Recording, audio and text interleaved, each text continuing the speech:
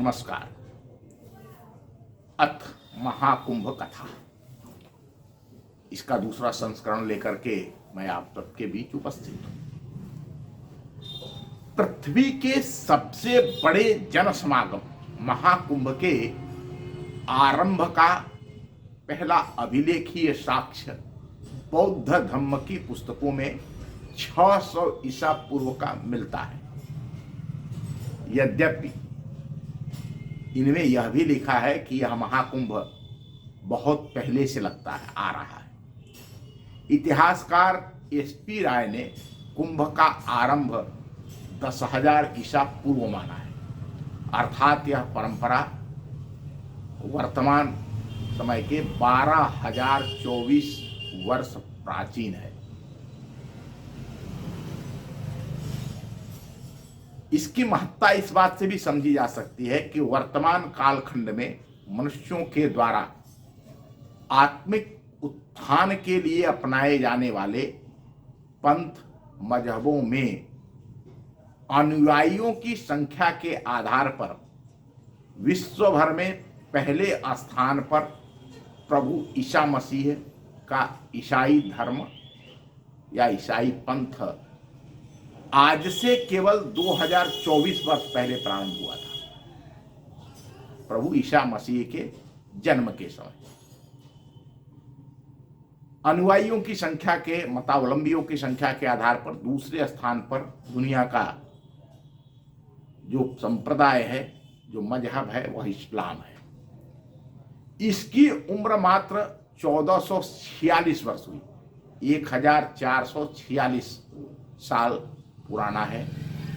तीसरे स्थान पर इस वैश्विक स्तर पर बौद्ध धर्म है, जो 2563 वर्ष प्राचीन है, जब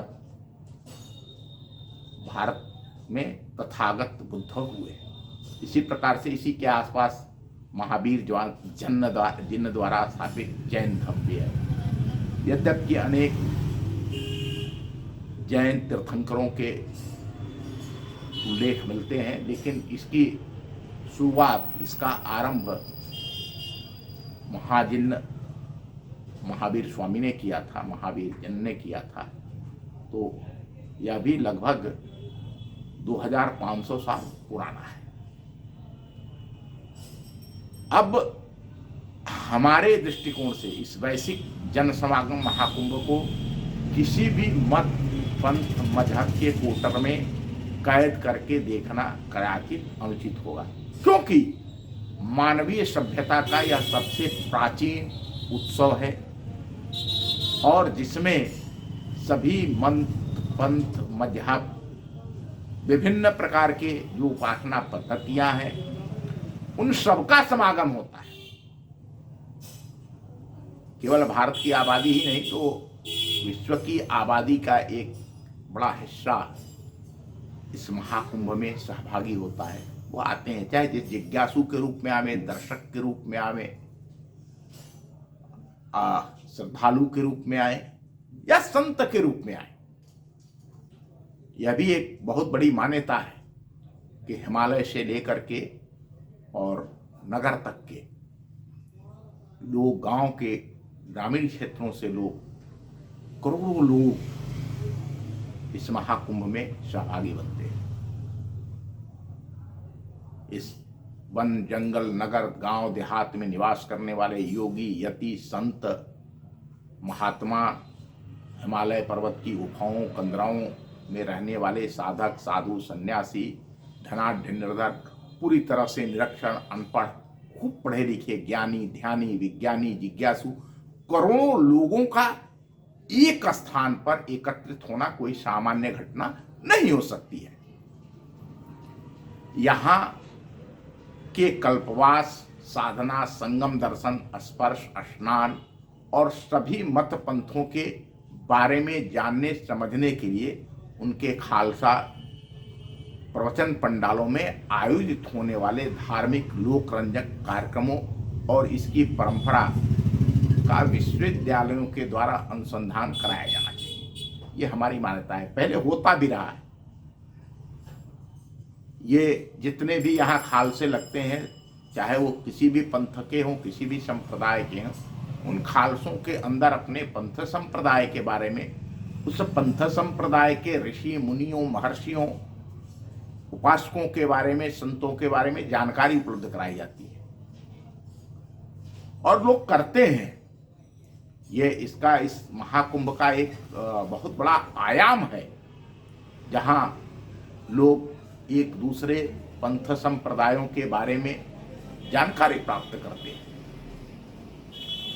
इस महाकुंभ में संत महात्माओं, योगी, यति, सन्यासी समुदाय अपने विराट विशाल समूह के साथ पधारते हैं, जिन्हें अखाड़ों की पेशवाई कहा जाता है। यद्यपि और इनके पर्व स्नान को शाही स्नान कहा जाता था। यह मुगल काल में इनके नाम पेशवाई और शाही स्नान पड़े। वर्तमान समय में उत्तर प्रदेश के माननीय मुख्यमंत्री और योगी गोरक्षपीठाधीश्वर योगी आदित्यनाथ के आग्रह पर अब इसका नाम नगर प्रवेश तथा महाकुंभ स्नान नाम दिए गए। आगे ये रूढ़ हो जाएंगे। जैसे कभी अकबर ने इसे इलाहाबाद इसका नाम रख दिया था, पुनः यह प्रयागराज हो गया था। वैसे तो इस प्रयागराज का बहुत पुराना नाम भाग्यवती नगर है। देश काल परिस्थिति के अनुसार ये चीजें बदलती रहती हैं। महाकुंभ के शासकीय अभिलेखों में सर्वप्रथम अभान अखाड़े के पंजीकरण का प्रमाण मिलता है, अर्थात 547 ईस्वी में 547 ईस्वी में यह पंजीकृत हुआ था। सन 904 ईस्वी में निरंजनी अखाड़ा, सन 1146 ईस्वी में जूना अखाड़ा, सन 1300 ईस्वी में कनफटा योगी अखाड़ा, सन 1565 ईस्वी में मधुसूदन सरस्वती दशनामी अखाड़ा, सन 1678 ईस्वी में प्रमाणी अखाड़ा पंजीकृत हुआ था। ये मैं जो जानकारी आपको बता रहा हूँ, ये प्रामाणिक है। इस हिसाब से है कि जब ये महाकुंभ और अर्धकुंभ लगते हैं तो इसके लिए संतों के निवास के लिए, उस कल्पवास के लिए नदियों के संगम पर, चाहे वो उज्जैन में लगता हो क्षिप्रा नदी के तट पर, अथवा वो हरिद्वार में लगता हो गंगा के तट पर, ऐसे ही नासिक में जो लगता है त्र्यंबकेश्वर ज्योतिर्लिंग है, आप सभी जानते हैं। तो ये जहाँ भी लगता है तो उन स्थानों पर ये जो अखाड़े हैं, पंजीकृत अखाड़े हैं, उन अखाड़ों के लिए जिला प्रशासन के द्वारा, सरकार के द्वारा स्थान आवंटित किए जाते हैं उनके पंडाल लगाने के लिए, जिसको खालसा कहा जाता है। और इस प्रकार से 547 ईस्वी में पहला अभान अखाड़ा इस महाकुंभ में पंजीकृत हुआ था। अब तो एक एक अखाड़ों की अनेक शाखाएं, जो जिनका समुदाय, जिस अखाड़े का समुदाय जैसे परिवार बढ़ता है तो परिवार बढ़ता है, तो अखाड़ों में अनेक ये हो जाते हैं। उनके मतपंथ के हिसाब से, अगर वैशैव है तो शैव क्षेत्र में, वैष्णव है तो वैष्णव क्षेत्र में, नागा है तो नागा क्षेत्र में, ये परिक्षेत्र बनाए जाते हैं। और उस परिक्षेत्र में ये जो अखाड़े हैं, उन अखाड़ों को स्थान आवंटित किए जाते हैं। जैसा मैंने बताया आपको, 547 में जो रिकॉर्ड है, उस रिकॉर्ड के अनुसार अभान अखाड़ा पंजीकृत हुआ था। 904 ईस्वी में निरंजनी अखाड़ा और 1146 ईस्वी में जूना अखाड़ा, सन 1300 ईस्वी में कनफट्टा योगी अखाड़ा और 1565 ईस्वी में मधुसूदन सरस्वती दशनामी अखाड़ा और सन 1678 ईस्वी में प्रणामी अखाड़ा पंजीकृत हुआ था।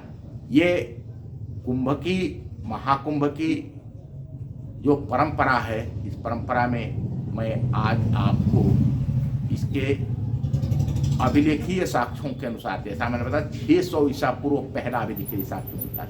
लेकिन मैंने बताया कि हाँ, इतिहासकार एसपी राय ने इस कुंभ को 10,000 ईसा पूर्व में आना है, और वह लगभग सत्य के निकट है, क्योंकि जो बौद्ध धम्म ग्रंथों में, बौद्ध धर्म की पुस्तकों में मिलता है, उसमें भी यह बात लिखी है, जो 600 ईसा पूर्व लिखी गई, कि यह कुंभ पहले से लगता आ रहा है।